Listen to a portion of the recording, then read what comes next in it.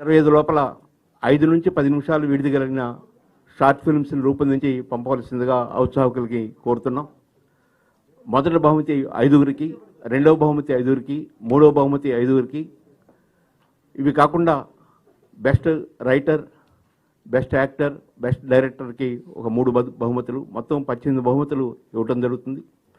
ప్రధానంగా ఈ short films ద్వారా ప్రజల్లో మద్యం దుష్ఫలితాలని విస్తృతంగా వివరించడం కోసం సామాజిక మీడియా ద్వారా ఈ షార్ట్ ఫిల్మ్స్ని ప్రజల దగ్గరికి తీసుకెళ్లాలనే ఉద్దేశంతో ఈ కర్తవ్యాన్ని నిర్వహిస్తూ ఉన్నాం. అక్టోబర్ 2వ తేదీ విజేతలకు బహుమతి ప్రదానం ఉంటుంది. సెప్టెంబర్ 28వ తేదీన విజేతల వివరాలని ప్రకటించడం జరుగుతుంది. Thank you.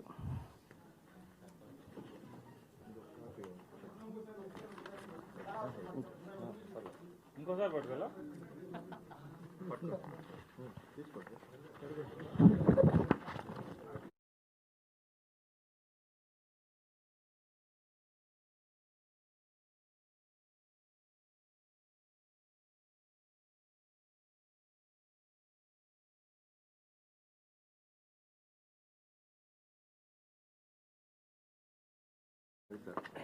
Most welcome. మంచి కార్యక్రమం కదా.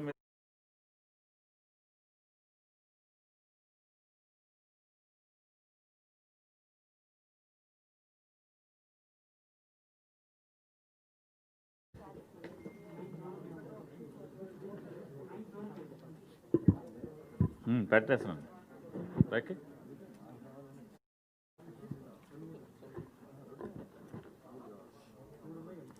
స్టార్ట్ చేయొచ్చండి.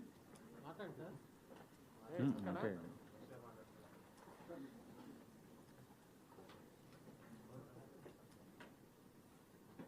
ఈరోజు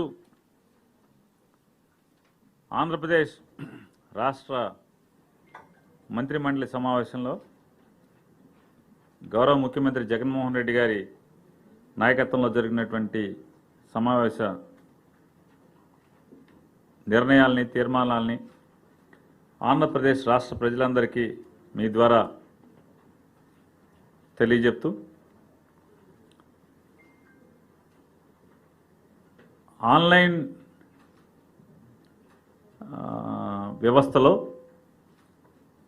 మంచికి, సమాజానికి హితం జరగాలి, సమాజ శ్రేయస్సు కోసం సమాచార మార్పిడి జరగాలి, విషయాలు తెలుసుకోవాలి, జ్ఞానాన్ని పెంపొందించుకోవాలి అనే మంచి ఆలోచనతో ఆన్లైన్ వ్యవస్థని అన్ని ప్రభుత్వాలు పెద్ద ఎత్తున ప్రోత్సహించకపోతే ఇవాళ దాని పర్యవసానం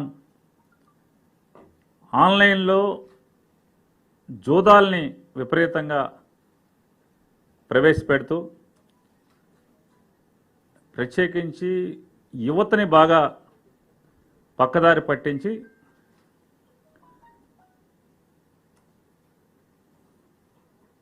తద్వారా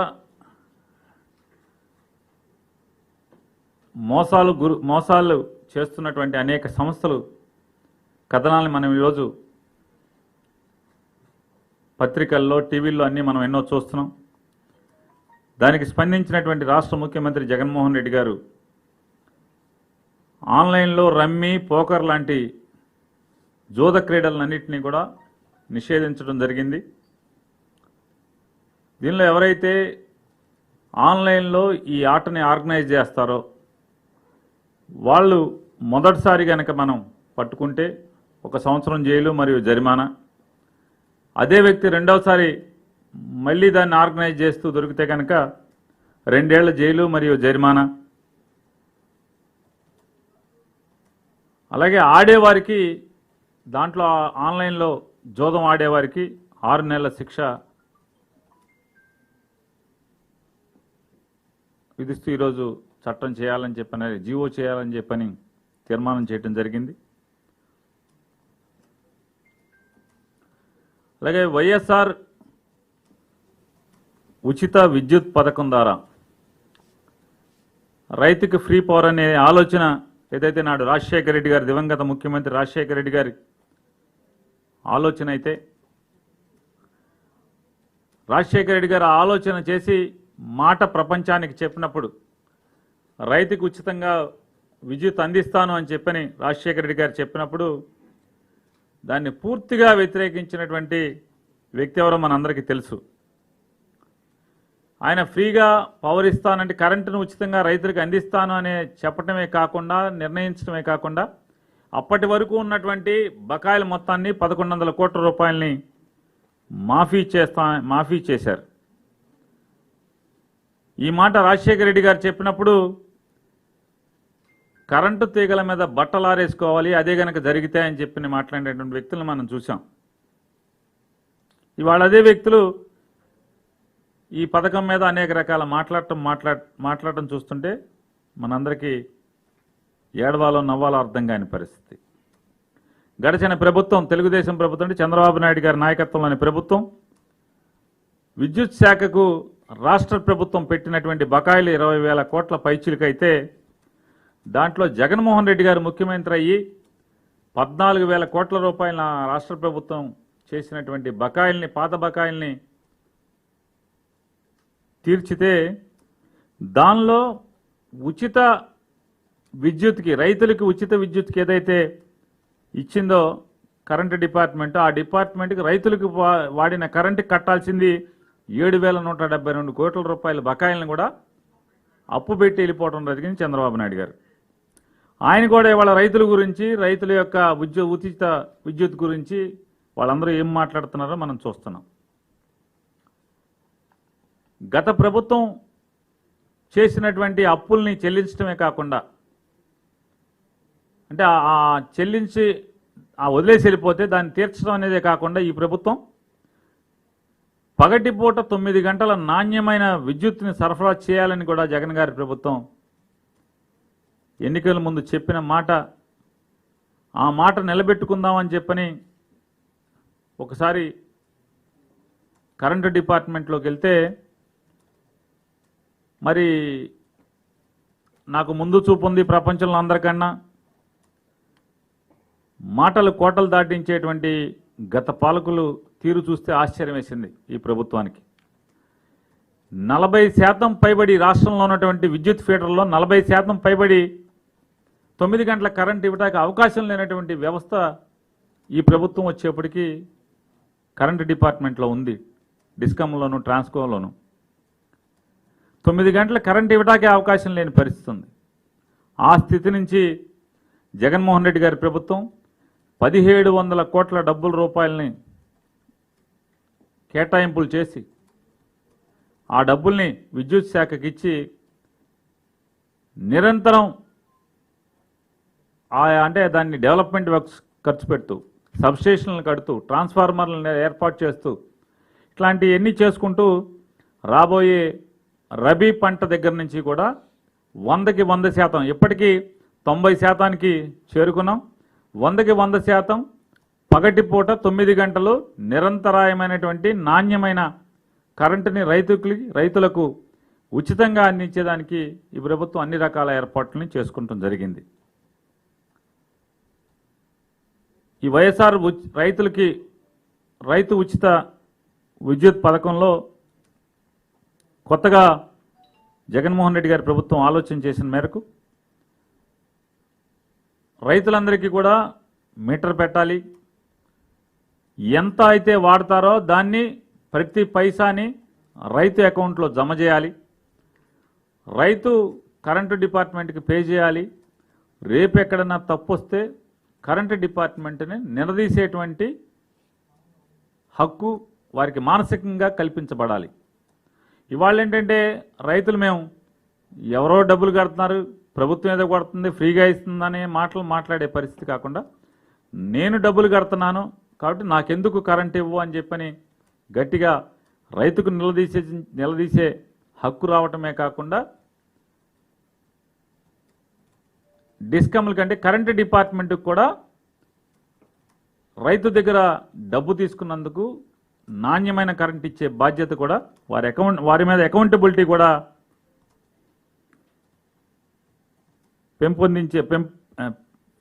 పెంపొందించే పరిస్థితులు వస్తున్నాయి. అలాగే రైతులు ఎవరికి కూడా ఒక్క పైసా భారం మాత్రం ఇందులో పడే పరిస్థితి లేదు. అలాగే ఏదైతే మనం రైతుకు ఫ్రీ పవర్ 9 గంటలు ఇస్తున్నామో దాంట్లో ఈరోజు పరిమితులు లేవు, రేపు కూడా పరిమితులు అనేవి ఉండవు వాడకం మీద. ఇప్పటికీ 18 లక్షల రైతు కనెక్షన్లు, ఉచిత విద్యుత్ కనెక్షన్లు ఉన్నాయి ఈ రాష్ట్రంలో. ప్రభుత్వం దగ్గర ఈ మధ్య మేము లెక్క వేసుకుంటే 1 లక్ష అనధికార కనెక్షన్లు కూడా రైతువారీ కనెక్షన్లు ఉన్నాయి. దాన్ని కూడా జగన్మోహన్ రెడ్డి గారి యొక్క ఆదేశాల మేరకు తక్షణం అవన్నీ కూడా రెగ్యులరైజ్ చేయబోతున్నాం. ఇమీడియట్గా రెగ్యులరైజ్ చేసి ఈ పథకంలోకి వారిని కూడా 1 లక్ష మంది రైతులను కూడా ఈ పథకంలోకి తీసుకురావడం జరుగుతుంది.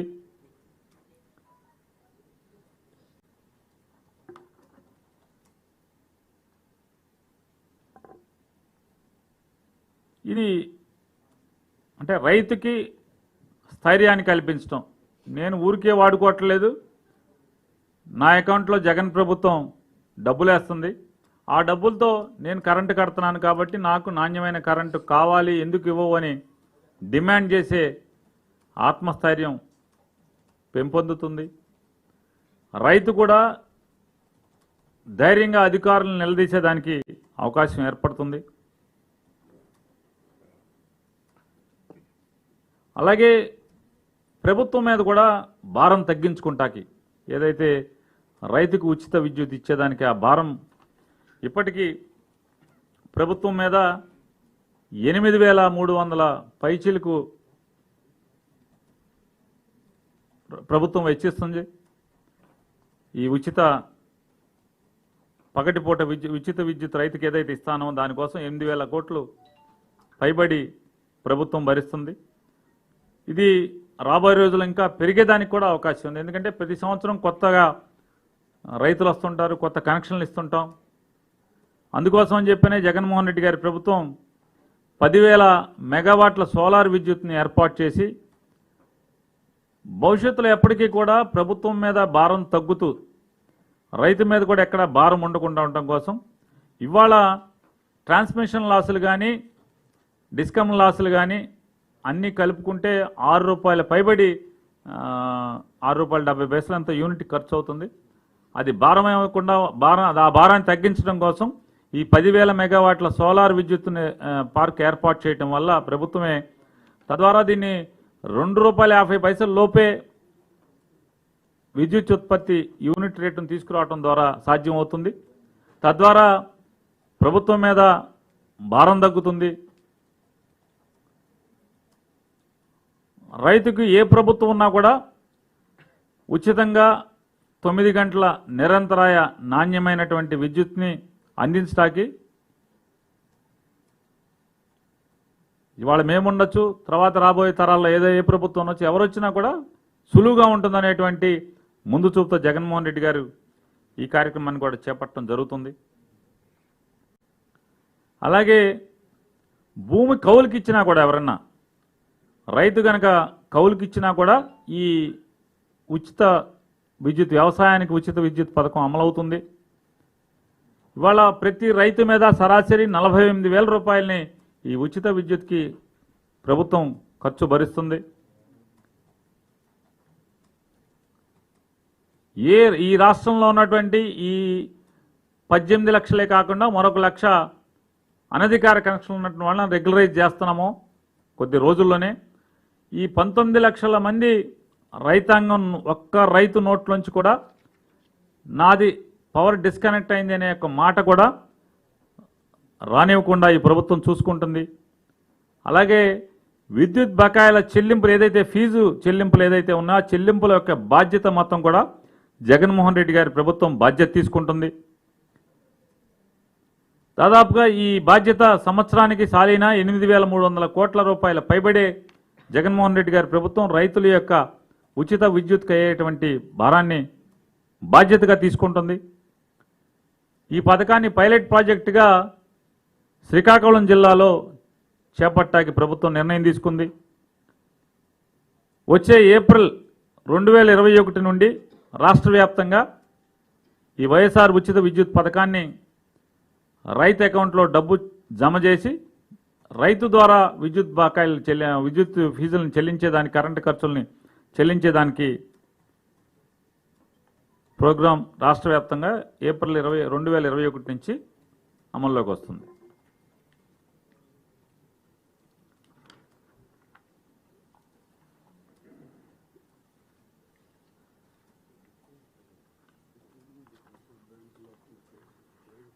అవునా?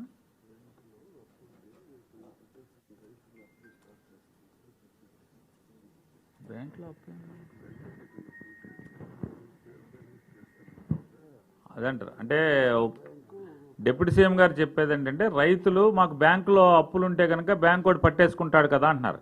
లేదు, బ్యాంకరు అంటే రాష్ట్రంలో ఉన్నటువంటి అన్ని బ్యాంకులు, రాష్ట్ర ప్రభుత్వం, అలాగే రైతులు తరపున వీళ్ళందరినీ కలిసి ఒక ఎస్క్రో అకౌంట్ సపరేట్గా ఒకటి తీసుకుంటున్నారు.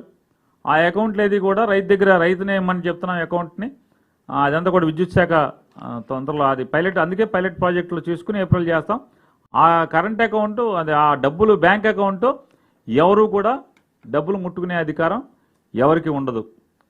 అది కేవలం ఉచిత వ్యవసాయానికి కట్టాల్సినటువంటి విద్యుత్ బకాయిలను కడతాకి తప్పితే మరొక దానికి దాంట్లో ముట్టుకుంటాకి అవకాశం లేకుండా కూడా అకౌంట్ ఏర్పాటు చేయడం జరుగుతుంది. అలాగే మొన్న జరిగినటువంటి కేబినెట్ సమావేశంలో ఏదైతే మండల డెవలప్మెంట్ ఆఫీసర్లు ప్రమోషన్ లేకుండా ఉన్నారు, దాని మీద జగన్మోహన్ రెడ్డి గారికి ఒక వ్యక్తి ఉత్తరం రాస్తేనే వెంటనే దాని మీద నిర్ణయం తీసుకున్నామని చెప్పాము. దానికి ఫైనాన్షియల్ అప్రూవల్ కూడా వచ్చింది. వీళ్ళని డివిజన్ డెవలప్మెంట్ ఆఫీసర్స్గా ఎండిఓల్ని ప్రమోషన్లు ఇచ్చిన వారి మీద వచ్చి వారిని జాయింట్ కలెక్టర్ డెవలప్మెంట్ ఏదైతే ఉన్నారో సచివాలయాలు కానీ, సంక్షేమ కార్యక్రమాలు కానీ, అభివృద్ధి కానీ చూసేటువంటి జాయింట్ కలెక్టర్ పర్యవేక్షణలో వీరందరూ కూడా పనిచేస్తారు. వీరు డివిజన్ స్థాయిలో పనిచేసేటువంటి పోస్ట్ని ఎండిఓలకి ప్రమోషన్ ఇవ్వడం ద్వారా దీన్ని ఫైనాన్స్ క్లియరెన్స్ కూడా రావడండి. మళ్ళీ మరొకసారి క్యాబినెట్ ఫైనాన్స్ క్లియరెన్స్ అయిన తర్వాత కూడా అప్రూవల్ చేయడం జరిగింది. అలాగే ఏపీ స్టేట్ డెవలప్మెంట్ కార్పొరేషన్ అనే ఒక కార్పొరేషన్ని ఏర్పాటు చేసి రాష్ట్రంలోని ప్రభుత్వానికి ప్రత్యేక ప్రాధాన్యత ఉన్నటువంటి పథకాలైనటువంటి నాడు నేడు మనబడి, నాడు నేడు వైద్యం, చేయూత, ఆసరా, అమ్మఒడి, రైతు భరోసా, ఈ 6 కార్యక్రమాలకి సంబంధించి ప్లానింగు, ఫండింగు, ఫైనాన్సింగు, అంటే దానికి కావలసినటువంటి ప్రణాళిక, నిధుల అందజేయటం, నిధులు ఎక్కడి నుంచి తీసుకురావాలి, ఇట్లాంటి అన్నీ కూడా సమకూర్చడానికి ఏపీ స్టేట్ డెవలప్మెంట్ కార్పొరేషన్ అని చెప్పిన ఒక కార్పొరేషన్ని ఫైనాన్స్ డిపార్ట్మెంట్తో ఏర్పాటు చేయడానికి కూడా ప్రభుత్వం నిర్ణయించడం జరిగింది. అలాగే ప్రకాశం బ్యారేజీ, విజయవాడలో ఉన్నటువంటి ప్రకాశం బ్యారేజీకి దిగువన మరో 2 బ్యారేజీలు నిర్మించాలని చెప్పని సుమారుగా ఒక్కొక్కటి 3 టీఎంసీల నిల్వ సామర్థ్యం ఉన్నటువంటి ఈ బ్యారేజీల నిర్మాణం కృష్ణా జిల్లా పెనమలూరు మండలం చోడవరానికి ఇటుపక్క, అలాగే మంగళగిరి మండలం రామచంద్రాపురం అటుపక్క ఈ బ్యారేజ్ నిర్మాణం జరుగుతుంది. 1215 కోట్ల రూపాయలు వెచ్చించి ఈ బ్యారేజ్ నిర్మాణం జరుగుతుంది. అలాగే రెండవది కృష్ణా జిల్లా మోపుదేవి మండలం బండికోళ్లంక అనే గ్రామానికి ఒక సరిహద్దుగా, అలాగే గుంటూరు జిల్లా రేపల్లి మండలం తూర్పుపాలెం గ్రామ సరిహద్దుగా మరొక బ్యారేజ్ నిర్మాణం జరుగుతుంది. దీనికి 1350 కోట్ల రూపాయల వ్యయం అవబోతుంది. ఈ 2 నిర్మించాలని చెప్పని రాష్ట్ర మంత్రిమండలి తీర్మానం చేయడం జరిగింది. అలాగే గుంటూరు జిల్లాలోని పల్నాడు ప్రాంతంలో కృష్ణానది వారి కళ్ళ ముందే ప్రవహిస్తున్నప్పటికీ కూడా సాగునీటికే కాదు, కనీసం గుక్కడి నీళ్లు పొందడానికి కూడా ఇబ్బందులు పడుతున్నటువంటి బొల్లాపల్లి, దుర్గి, వెల్దుర్తి మండలాల్లో ప్రజల యొక్క దాహార్తిని తీర్చడానికి, అలాగే వారి సాగు కష్టాలను తీర్చడానికి వరికెపూడి సెల అనే ఒక లిఫ్ట్ ఇరిగేషన్ ప్రాజెక్ట్ని త్వరితగతిన నిర్మాణం మొదలుపెట్టి పూర్తి చేయాలని చెప్పని దానికోసం 1273 కోట్ల రూపాయలు వెచ్చించాలని చెప్పని రాష్ట్ర మంత్రిమండలి తీర్మానం చేయడం జరిగింది. అలాగే వెనుకబాటుకి ఆలవాలమైన ఉన్నటువంటి ఉత్తరాంధ్ర ప్రాంతంలో వారి సాగునీరు తాగునీరు అవసరాలు తీర్చడం కోసం ప్రత్యేకించి విశాఖపట్నం, అలాగే విజయనగరం, శ్రీకాకుళం ఈ 3 జిల్లాల్లోని మెట్ట ప్రాంతాల్లో 8 లక్షల ఎకరాలకు నీరు అందించడమే కాకుండా ఆ ప్రాంతాల్లోని జిల్లా వాసులకి సాగునీరు అందించడం కోసం 15,389 కోట్ల రూపాయలతో బాబు జగజ్జీవన్ రామ్ ఉత్తరాంధ్ర సుజల స్రవంతి కార్యక్రమాన్ని చేపట్టాలని కూడా మంత్రిమండలి తీర్మానం చేయడం జరిగింది.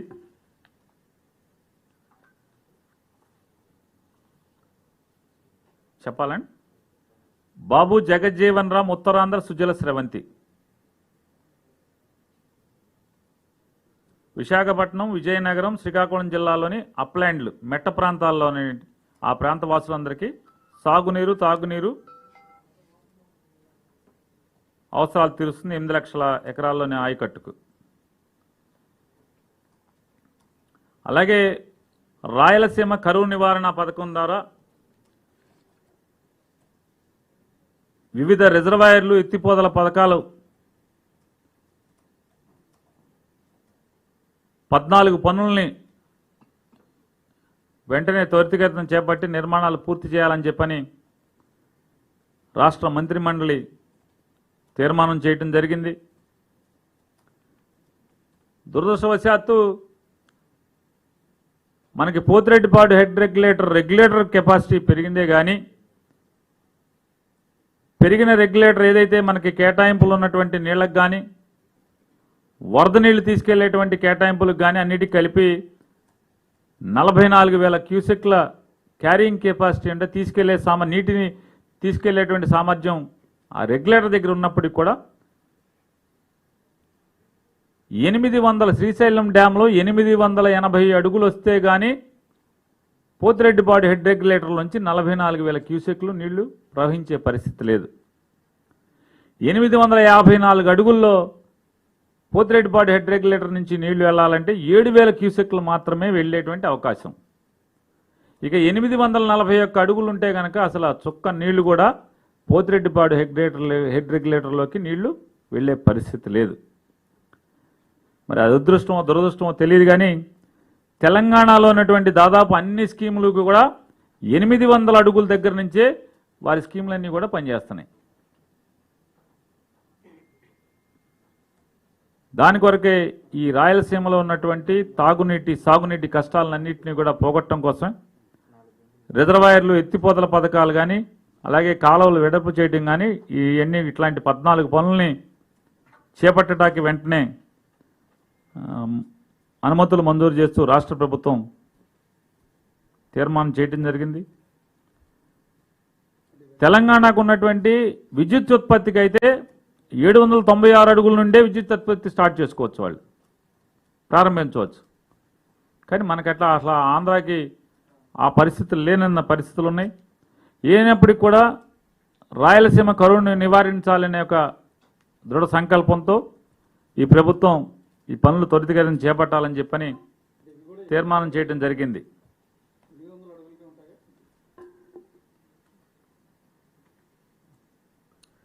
ఖచ్చితంగా మీకు ఎన్ని అడుగుల్లో పెడుతున్నామో ఈ 14 పనులు ఏమేం పనులు ఈ పనులు అన్నీ కూడా అన్ని శ్రీశైలం నుంచి లిఫ్ట్లు ఉండవు. ఒక చోట నుంచి వెనకాల రాయలసీమలో రిజర్వాయర్లు అంటే మనకి నీటిని నిల్వ చేయడానికి రిజర్వాయర్లు ఉన్నాయి. వాటన్నిటిని ఆ వర్కుల వారీగా మీకు అంతా ఇస్తాను. సమయం లేనందున ఇవ్వలేదు. ఖచ్చితంగా ఇది జగన్మోహన్ రెడ్డి గారి ప్రభుత్వం. సీక్రెట్ జీవోలు ఉండవు, దొంగ పనులు ఉండవు, దాచి పనులు చేయటం ఉండదు. ఖచ్చితంగా మీకు చెప్పే చేస్తాం, తీసుకెళ్ళి చూపిస్తాం కూడా. ఎక్కడ ఎవరు కూడా ఆందోళన చెందాల్సిన పని లేదు. ఏమండి ఇస్తాను, బట్ ఏమండి ఎంతైనా అది డబ్బులు ఎంతైనా ఉన్నాయి, ప్రభుత్వం వెనకాడేది లేదు. ఈ పథకాలన్నీ కూడా ఈ అంచనాలతో తయారు చేసి ముందుకెళ్ళాలి అని చెప్పనేది ప్రభుత్వం నిర్ణయించింది. అలాగే బాపట్లలో కొత్తగా ఒక మెడికల్ కాలేజీ ఏర్పాటు కోసం మూలపాలెం, జమ్ములపాలెం ఈ రెవెన్యూ గ్రామాల్లోని 51 ఎకరాలని ప్రభుత్వ మెడికల్ కాలేజ్ బాపట్ల మెడికల్ కాలేజీకి స్థలాన్ని కేటాయిస్తూ తీర్మానం చేయడం జరిగింది. అలాగే ప్రకాశం జిల్లా మార్కాపురంలో ప్రభుత్వ మెడికల్ కాలేజీ నిర్మాణం కోసం రాయవరం అనే రెవెన్యూ విలేజ్లో 41.97 ఎకరాలని ప్రభుత్వ మెడికల్ కాలేజీకి భూమిని కేటాయిస్తూ తీర్మానం చేయడం జరిగింది. అలాగే మావోయిస్టు సంఘాలు మరియు 6 అనుబంధ సంఘాలపై మరో ఏడాది నిషేధాన్ని కొనసాగిస్తూ రాష్ట్ర మంత్రిమండలి తీర్మానం చేయడం జరిగింది. ఆంధ్రప్రదేశ్ రాష్ట్రం మత్స్య సంపదను ఎగుమతి చేయడంలో భారతదేశంలో అగ్రగామి రాష్ట్రంగా ఉన్నప్పటికీ కూడా మత్స్య పరిశ్రమకు కావాల్సినటువంటి వృత్తి నైపుణ్యత కలిగినటువంటి వ్యక్తులు ఆంధ్ర రాష్ట్రంలో లేని పరిస్థితిలో తమిళనాడు, కేరళలో ఉన్నటువంటి ఫిషరీస్ యూనివర్సిటీస్ ద్వారా చదువుకున్నటువంటి గ్రాడ్యుయేట్స్ అంటే ఫిషరీస్లో డిగ్రీ మరియు పోస్ట్ గ్రాడ్యుయేషన్ చేసినటువంటి వ్యక్తుల ద్వారానే ఇక్కడ పర్యవేక్షించబడుతుంది ఎక్కువగా. అందుకొరకనే పశ్చిమ గోదావరి జిల్లా ఈ మత్స్య సంపదకి ఆలవాలం అన్ని జిల్లాల కంటే కూడా ఎక్కువ కాబట్టి పశ్చిమ గోదావరి జిల్లాలో ఆంధ్రప్రదేశ్ ఫిషరీస్ విశ్వవిద్యాలయాన్ని ఏర్పాటు చేయాలని చెప్పని మంత్రిమండలి తీర్మానం చేయడం జరిగింది.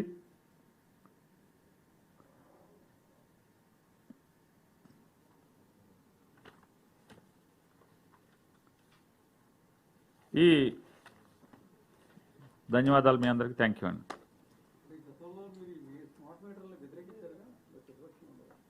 ఏమండి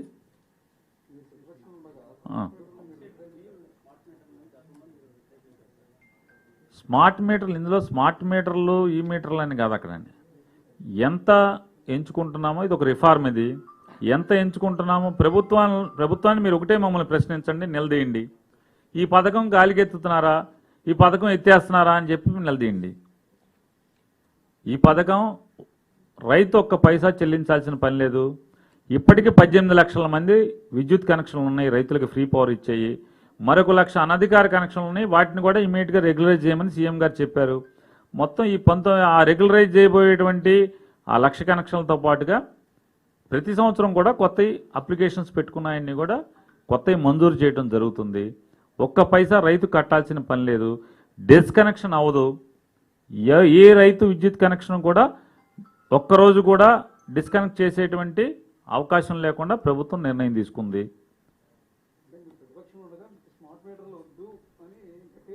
ఇప్పుడు స్మార్ట్ మీటరా, చేత్తో తిప్పే మీటరా అని కాదండి, ఎంత ఖర్చు పెడుతున్నావు రైతుకి తెలియటానికి. నువ్వు ఎంత ఖర్చు పెడుతున్నావు, ఆ ఖర్చు పెట్టిన దాన్ని మీటర్లు కూడా రైతు వేసుకోవాల్సిన పని లేదు. ఆ పొలంలో బిగించేటువంటి మోటార్కి బిగించేటువంటి విద్యుత్ మీటర్ కూడా డిస్ట్రిబ్యూషన్ కంపెనీయే వారి సొంత ఖర్చులతో భరిస్తుంది. ఏదండి స్మార్ట్ మీటర్లు దాదాపుగా 19 లక్షల మీటర్లకు ఎంత అవుద్దో వారి డిస్కమ్ భరిస్తుందండి. డిస్కమ్ భరించాలి. కరెంటు మీటర్ ఎంత తిరిగితే ప్రతి బిల్లు, ప్రతి పైసా రాష్ట్ర ప్రభుత్వం ప్రతి నెల టెన్షన్గా రైతు ఎస్క్రో అకౌంట్లో జమ చేయాలి. రైతు అకౌంట్లోంచి కరెంటు డిపార్ట్మెంట్కి చెల్లింపులు జరుగుతాయి.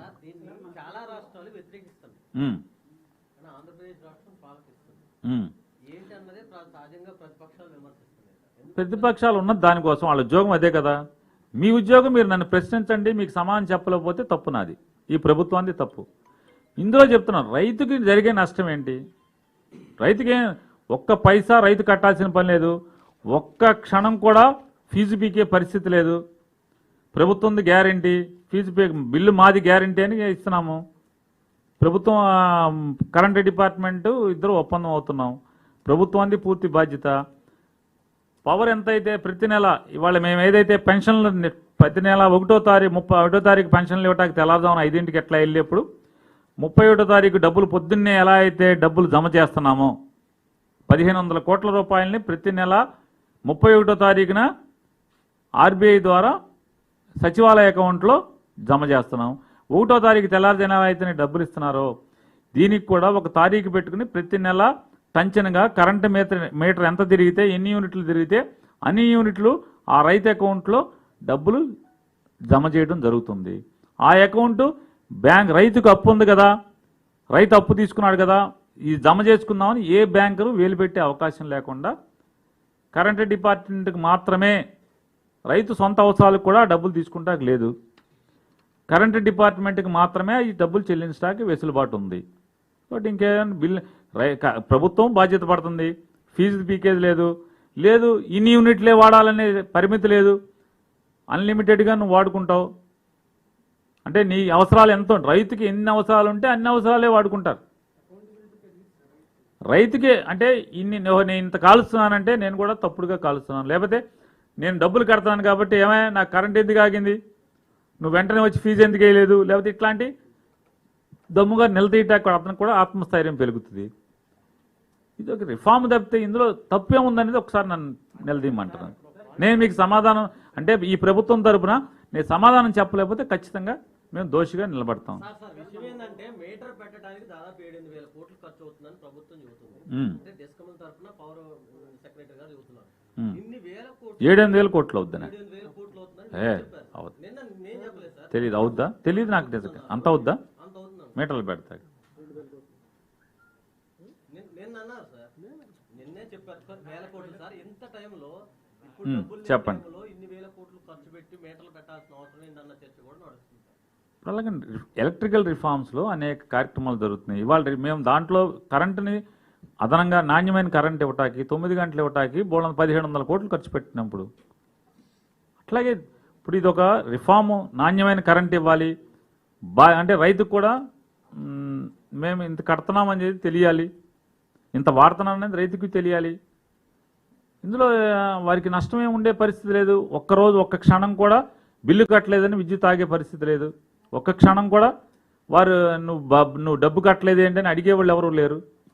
ప్రభుత్వం సరాసరి బ్యాంక్ అకౌంట్లో జమ చేస్తుంది. పెన్షన్ ఏదైతే ముసలి వాళ్ళకి, వయోవృద్ధులకి, వితంతులకి ఎట్లయితే పెన్షన్ టంచన్గా 1వ తారీఖు 31వ తారీఖు డబ్బులు వేస్తున్నామో, 1వ తారీఖు ఇంటికి పంపిస్తున్నామో, అట్లాగే ఒక తారీఖు పెట్టుకుని ఖచ్చితంగా ఎన్ని యూనిట్లు రైతు తిరిగితే అన్ని యూనిట్లు ఆ అకౌంట్లో జమ చేయడం జరుగుతుంది. దానికి ఒక గ్రీన్ ఛానల్ ఏర్పాటు చేశారు ఫైనాన్స్ డిపార్ట్మెంట్లో. కాబట్టి దీంట్లో ఎక్కడా రైతు కంగారు పడాల్సిన పని లేదు. రైతు తరపున ఎవరినైతే రైతు సంక్షేమం పట్ల మీలాంటి పెద్దలు ఎవరైతే ఆలోచిస్తూ ఉంటారో, రైతు బాగుండాలని కోరుకుంటూ ఉంటారో, మీరు కూడా కంగారు పడాల్సిన పని లేదని చెప్తున్నాను.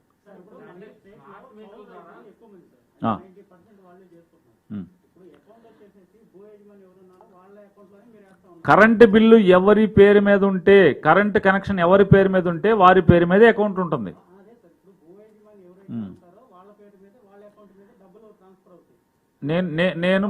నేను భూ యజమాని అండి. నేను మీ కౌలుకి ఇచ్చాను, మీరు కౌలు చేసుకుంటున్నారు, మోటార్ మీరు ఆడించుకుంటున్నారు, కరెంటు మీటర్ తిరుగుతూ ఉంటుంది, బిల్లు కరెంటు డిస్కనెక్షన్ ఎవరికి వస్తుంది? నాకే వస్తుంది.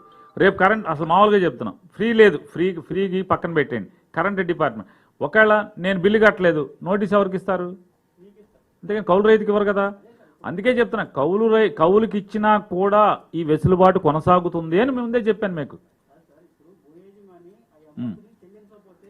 చెల్లించడం ఉండదంటున్నానండి. ఎస్క్రో అకౌంట్లో డబ్బులు పడితే మీరు టైంకి చెల్లించకపోతే వాళ్ళే డ్రా చేసుకుంటారు, కరెంట్ వాళ్ళే. అందుకే చెప్పేది, కరెంటు డిపార్ట్మెంట్ తప్పితే దాంట్లో ఏలు పెడతాకి ఏ బ్యాంకర్కి లేదు, ఏ అప్పు కట్టుకుంటాకే లేదు, రైతుకు సొంతంగా కూడా లేదని మీతో చెప్పాను. ఆ డబ్బు ముట్టుకునే అధికారం రైతుకి లేదు, బ్యాంకర్కి లేదు, ఓన్లీ పవర్ కంపెనీకే ఉంది. అకౌంట్లో పడుతుంది, అది పవర్ కంపెనీ మాత్రమే తీసుకుంటుంది. ఓ డేట్ పెడతారు అనుకుంటారు, ఆ డేట్ మీకు లేదనుకోండి, ఆటోమేటిక్గా ఆన్లైన్లో వాళ్ళే వసూలు చేసుకుంటారు. ఇప్పుడు మన దగ్గర నెలవారీ మనం మోటార్ సైకిల్ కొనుక్కున్నాం, మన అకౌంట్లోంచి ఎట్లా ఈఎంఐ కట్ అయిపోతుందో అంతే కట్ అవుతాయిపోతుంది. రాలేదండి, ఏం రాలేదు సార్.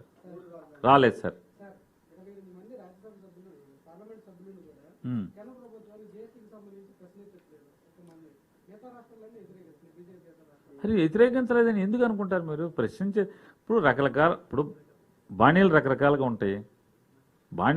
మేము వ్యతిరేకించట్లేదని మేము వ్యతిరేకించిన దాంట్లో భారీగా మా గొంతు మోడీ గారికి, కేంద్ర ప్రభుత్వానికి గట్టిగా వినిపించాల్సిన సబ్జెక్టులో మేము వినిపిస్తానన్నాం. లేదు అలా కాకుండా దాన్ని అంటే లాబింగ్ ద్వారా చెప్పాలి, మేము ఫైనాన్స్ మినిస్టర్కి చెప్పాలి, ఇంకోళ్ళకి చెప్పాలంటే అది చెప్తున్నాం.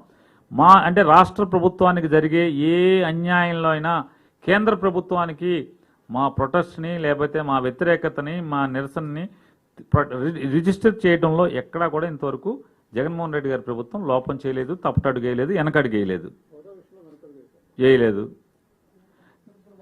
ప్రమాణ స్వీకారం చేయకముందే జగన్మోహన్ రెడ్డి గారు చెప్పాడు, మన రాష్ట్రానికి దరిద్రం, మోడీ గారికి బోలని సీట్లు వచ్చినాయని చెప్పాడు. మేము ఎక్స్పెక్ట్ చేసాం, రాజకీయ పార్టీగా మేము అంచనా వేసాం, అటు ఇటు కాకుండా హంగు వస్తేమో మా సంఖ్య కావాల్సి వస్తేమో అని చెప్పని జగన్మోహన్ రెడ్డి గారు కేటగారికల్గా చెప్పాడు. ఇదేం దాసే మనిషి కాదు కదా, అయ్యి బాబు నేను ఇట్లా అనుకున్నాను, ఇటు జరిగిందని ఆయన చెప్పాడు కదా ఢిల్లీలో.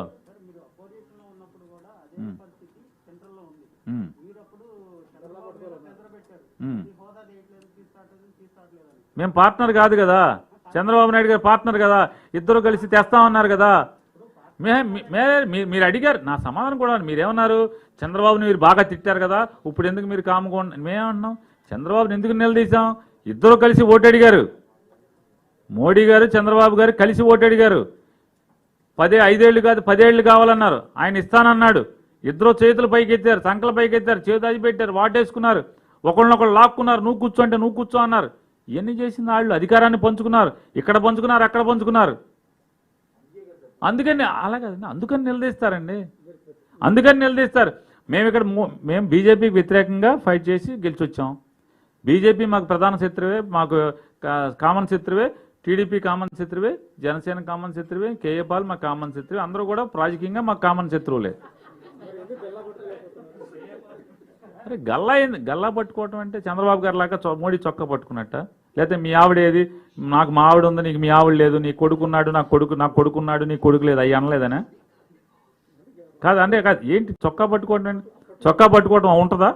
ఒక ప్రధానమంత్రిని ఒక ముఖ్యమంత్రి చొక్కా పట్టుకుంటాడా? అనలేదే, చొక్కా పట్టుకోమని అనలేదే, నిలదీయమని చెప్పారు, ప్రశ్నించమని చెప్పారు.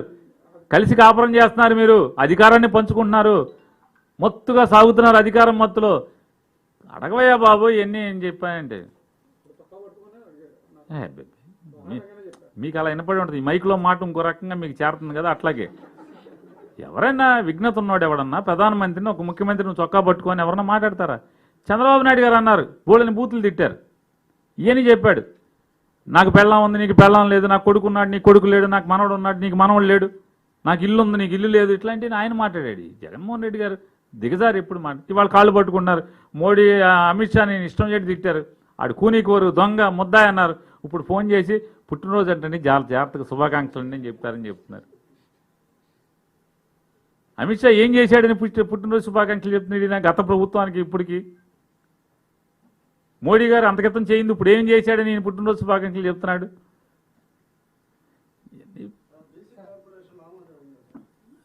బీసీ కార్పొరేషన్ ఆల్రెడీ ఆమోదం అయ్యి ఉన్నాయి కదా, లేదా అవన్నీ ముందే అయిపోయినాయి కదా. చెప్పండి సార్, ఎవరండి దీన్ని మనం ఎందుకు వెళ్తాం సార్? ఇప్పుడు గ్రీన్ ట్రిబ్యునల్ ఏం చెప్పింది, లేదు వీళ్ళందరూ కూడా శుభ్రంగా చేసుకుంటున్నారు, అడ్డగోలుగా ఏం లేరయ్యా అని చెప్పింది.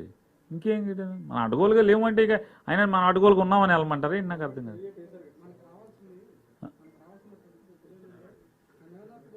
సార్. ఒకటే సార్, మీరు ధైర్యంగా స్థైర్యంగా ఉండండి. జగన్మోహన్ రెడ్డి గారు ఎక్కడా కూడా తప్పుడుతనంగా దొంగతనంగా నీళ్లు దొంగిలించే పరిస్థితి మనం చెయ్యం.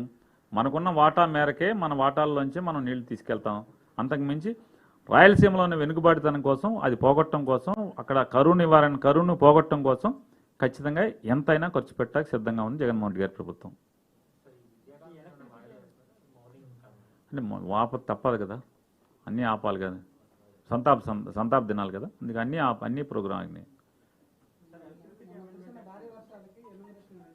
జరుగుతుందండి, ఏది ఆగట్లేదండి, అన్నీ జరుగుతుంది.